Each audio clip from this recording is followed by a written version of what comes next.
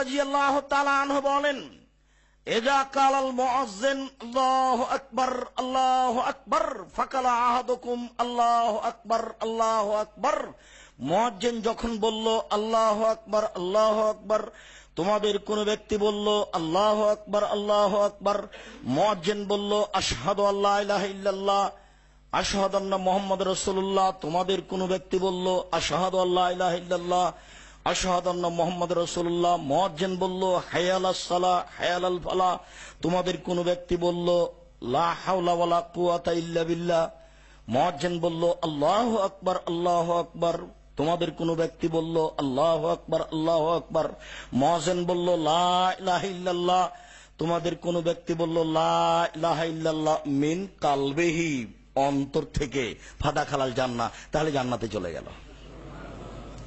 মিন কালবিহি, আমি আপনাকে বারবার ওই কথাটাই বোঝাতে চাচ্ছি যে আপনি বললেন মুয়াজ্জিনের সাথে, কিন্তু আগের অংশটা হচ্ছে ঈমান।